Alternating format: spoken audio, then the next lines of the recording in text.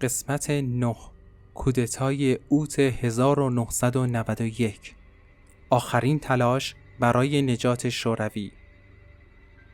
تابستان 1991 مسکو، شهری که به ظاهر در آرامش به نظر می رسید، اما در پشت درهای بسته نقشه‌ای برای بازگشت به قدرت به دست محافظه‌کاران طراحی می شد. در یکی از این جلسات مخفی کمیته دولتی وضعیت اضطراری JKCHP متولد شد. اعضای این کمیته شامل چهره‌های قدرتمند شوروی بودند.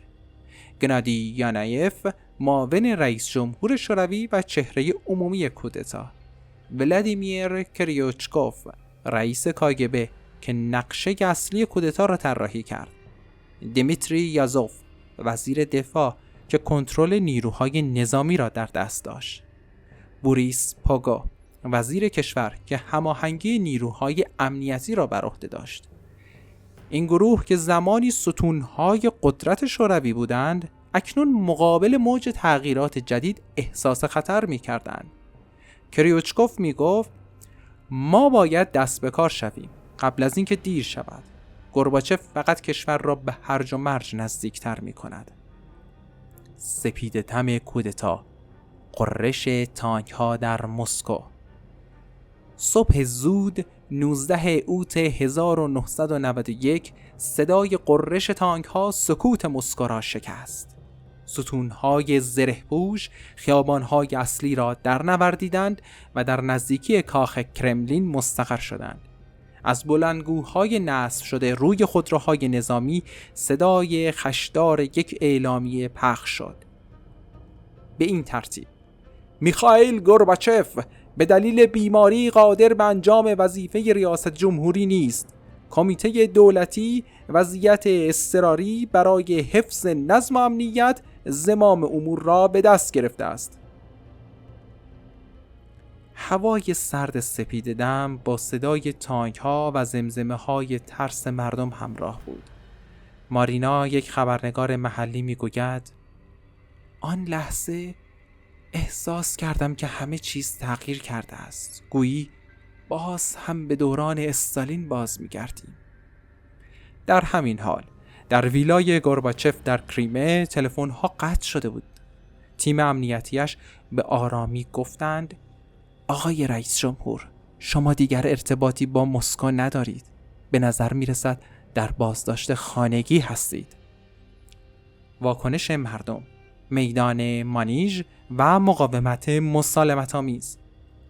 اما کودتاگران یک عامل کلیدی را نادیده گرفته بودند. مردم شوروی دیگر حاضر به پذیرش استبداد نبودند. در همان روز هزاران نفر در مسکو و لنینگراد به خیابان‌ها آمدند.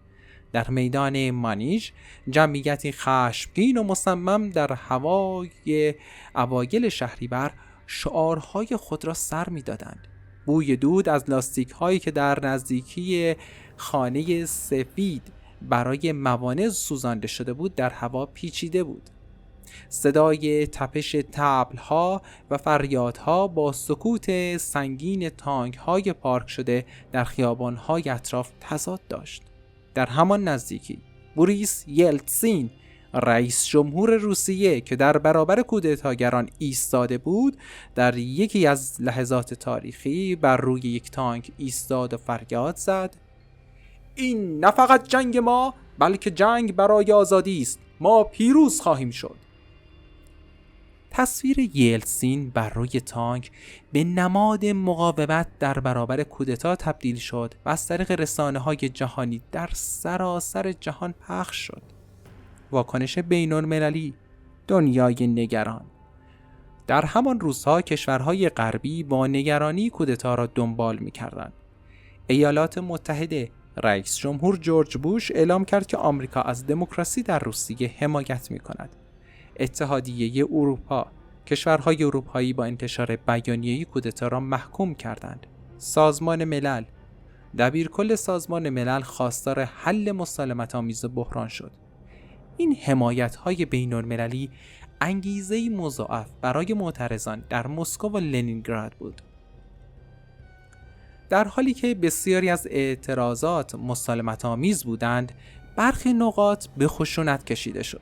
در مسکو مردم وقتی سعی کردند جلوی پیشروی یک تانک را بگیرند 3 شهروند کشته شدند. در لنینگراد نیروهای امنیتی سعی کردند تجمعات را متفرق کنند، اما با مقاومت مردم روبرو شدند. مارینا همان خبرنگار میگوید صدای شلیک‌ها، صدای شعارها از سکوت عجیبی که پس از هر درگیری می آمد مثل یک کابوس بود، اما مردم همچنان می ایستادند. شکست کودتا یک فروپاشی اجتناب ناپذیر. تا 21 اوت کودتاگران شکست خوردند. بسیاری از فرماندهان نظامی از اجرای دستورات تیراندازی خودداری کردند. گورباچف آزاد شد و به مسکو برگشت، اما دیگر قدرت گذشته را نداشت. اعضای کمیته وضعیت اضطراری یکی پس از دیگری بازداشت شدند. یانایف که زمانی خود را ناجی شوروی می‌دانست با چهره‌ای پریشان در یک کنفرانس خبری گفت ما فقط می‌خواستیم نظم را بازگردانیم، اما دیگر هیچ چیزی برای نجات نمانده بود. پیامدهای کودتا، پایان یک امپراتوری. شکست کودتا روند فروپاشی شوروی را سرعت بخشید. اعلام استقلال جمهوری‌هایی مانند اوکراین، بلاروس و قزاقستان استقلال خود را اعلام کردند. یلتسین به عنوان نماد قهرمان مقاومت به چهره اصلی روسیه تبدیل شد و فروپاشی تا دسامبر 1991 شوروی رسما منحل شد. پایانی برای یک دوران. در آخرین سخنرانیش گورباچف گفت من تلاش کردم اتحاد را حفظ کنم، اما مسیر تاریخ تغییر کرده بود. این تصمیم مردم بود.